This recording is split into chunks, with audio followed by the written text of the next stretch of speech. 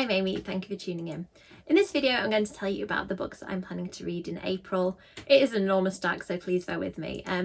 This month I've decided that I'm going to read all vampire books. Come on, vampires! Urgh, nasty!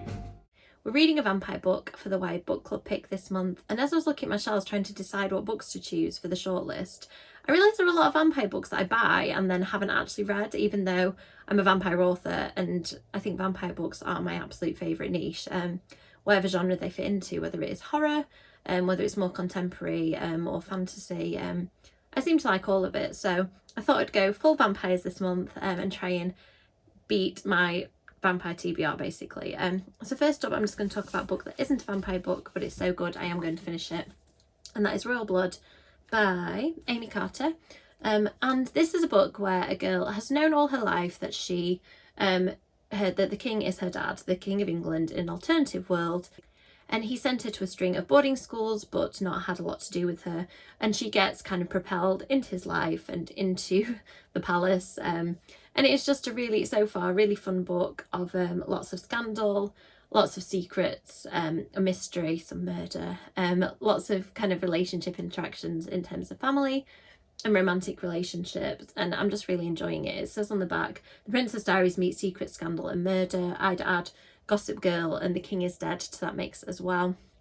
Really fun if you're looking for that kind of contemporary YA thriller that ticks a lot of those boxes. This one is great. About halfway through it I think, so I should finish that pretty quickly. Then on to the YA book club pick, which I have to start today, beginning of the month, because I couldn't resist. The Lost Girls. I think I pre-ordered this book. It's by Sonia Hartle. It's a vampire revenge story described as John Tucker Must Die, but with vampires. A group of vampires get together to get revenge on the vampire who turns them all. It just sounds really fun. I have wanted to read it for ages, so I'm so glad that the book club voted for this one. I absolutely love the cover, and it ticks so many boxes for me. I mean, vampires would have been enough, but then the plot sounds fun, and from what I've read so far I really like the characters, so I'm excited about this one. And I put a little vampire bookmark in it too, just to kind of fit the theme. So next, another book that I'm currently reading. I started off reading this with a group of bloggers, and it seems to have tailed off the book chat. So as we tailed off reading it, I kind of did too. I'm really enjoying it. It isn't my usual thing because of how, I'd say it's high fantasy, but maybe quite accessible high fantasy. It has vampire type creatures in it, I think. So far they've been alluded to, and there've been some murders, but I don't think we've kind of met any yet. It's been a couple of weeks since I read any of it. So I'm going to try and finish this one this month. It's quite chunky, so I think I'm going to break it down, but I'm excited to see where this series goes. The romance definitely has lots of potential, and I'm enjoying the characters, so I will try and get this one read. I thought I'd throw in a manga to the mix. Rosario plus Vampire is one. I think I might have watched the anime of this way back in the day when I was at university, but haven't read the book. I really like the cover, it's very cute. So I'm hoping to read this one this month. Next, whenever people hear that I've written a New Orleans vampire book, they say, have you read this one? And haven't. The Casket Girls. I believe it's based on the title of the story of the girls who came over from France to New Orleans and allegedly brought vampires with them. So I'm excited to give this one a go. It is quite chunky, but the text's pretty big, so hopefully I'll get through it this month. I have also got this book of Sookie Stackhouse short stories that I was saving for when I finished the whole series. I've read the series last year with the Fictional Hangover Book Club, so I'm planning to read the short stories this month now that I kind of know how that world is wrapped up. Next, another vampire book that I pre-ordered and promptly didn't read. Spot the pattern here. Vamps by Nicole Arend. I think this is a school vampire book, which I was like, welcome to Vamps, an elite academy in the Swiss Alps for the children of the wealthiest and most powerful vampire families. Dylan is an outsider, a dampire, I'm sorry about my pronunciation, damper, half vampire, half human, sent to Vamps to learn to nurture his vampire side. Thrown in at the deep end, he must embrace his fangs if he is to survive. But blood never lies, and there's something special in Dylan's veins that the others do not have. And as his power grows, so does the target on his back. That sounds really fun. I like the neon pink on the cover. Always judge books by the covers, let's be honest. So I've got high hopes for this one. Next, another book, which is an adult vampire book that I've had for absolutely ages. Megan Tift wrote From Hell to Breakfast. It sounds really fun. Lucinda's boyfriend Dracula says he's the Dracula. He sleeps in a coffin, hunts pigeons for blood, and only goes out at night. But is he really? And so on. I don't even know whether I've read the rest of the blurb. I just read that and went, yep, I'm going to read that. It sounds really fun. Not too long. I've got no idea what it'll be like because I'm not familiar with this author's work, but I'm excited about it. Next we have The Coldest Touch. I really enjoyed These Witches Don't Burn, Isabel Sterling's previous book about witches, obviously. This is their foray into vampire writing. It says on the back, Elise is cursed. Every time she touches someone, she experiences how they will die. And when she predicts but is unable to prevent her brother's death, Elise is desperate to escape her terrible gift. Then she meets Claire, a vampire tasked with helping Elise master her rare powers and recruiting her to the Veil, a secret organisation determined to protect the paranormal world at all cost. At first, Elise is reluctant to work with a vampire. When she predicts her teacher's imminent murder, she's determined to stop the violent death. As Elise and Claire grow closer, Elise begins to wonder, can she really trust someone tasked with securing her loyalty? Someone who could so easily kill her. Someone who might hold the key to unravelling her brother's mysterious death. That sounds so good. Mystery, sapphic romance, yes, all of it, plus vampires. Next up we have The Afterlife at the Party by Marlene Perez. I picked this one up ages ago in Forbidden Planet and promptly did not read it. So I thought that this would be the perfect time. It's about a girl who she didn't want to go to a party, was begged to go, and then ends up being turned into a vampire there. And now she's chasing down a band of dangerous vampires with her best guy friend, the boy she's been secretly crushing on forever. But anything can happen on the road. She thought all she wanted was for things to change with him, for him to see the real her. But this wasn't what she had in mind. Let the afterlife begin. Sounds fun, light-hearted, hopefully.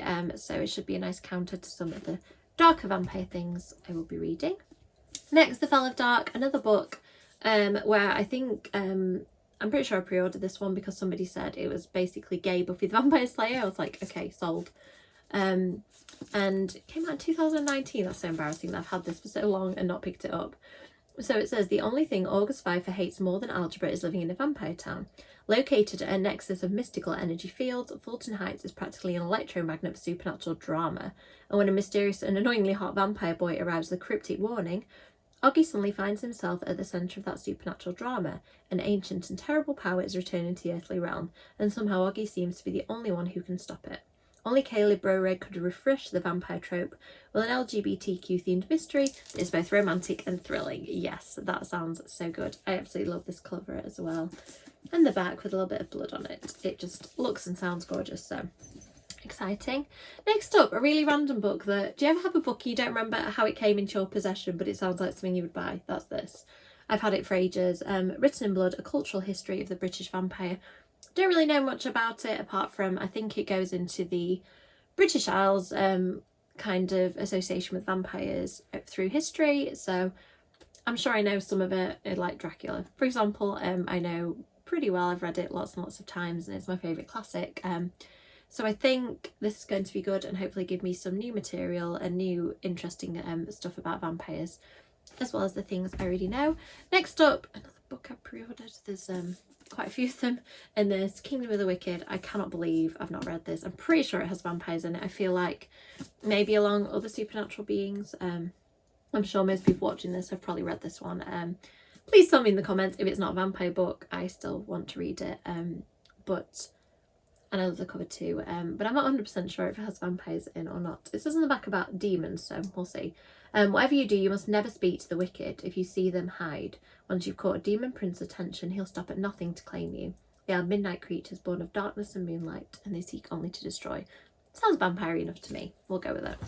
And last up, we have a Buffy book, quite a recent one by Lily Anderson, Big Bad. I think this might be one featuring Buffy herself, which a lot of them don't, which is fine, but it'll be interesting to see what this author's take on it is. So it says, Demondale, California, 1999, like Sunnydale but a whole lot more evil. Step into this alternate reality where chaos reigns supreme. The Maze Sunshade has created permanent darkness over Sunnydale, fully opening the Hellmouth once and for all. Now the newly christened Demondale has become a safe haven for vampires, beasts and all types of ruffians. It's never been better to be bad. Aspiring supervillains and super nerds Jonathan and Andrew attempt to hold their own in a town full of monsters, while 1100-year-old vengeance demon Anya is just looking for something to give her life purpose again, spending her days working at the evil juice bar.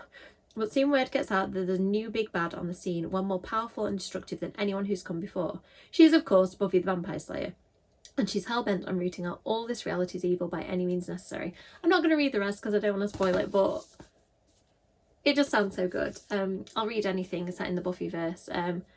And I think I've had mixed success with those. I absolutely adore the ones I've read recently.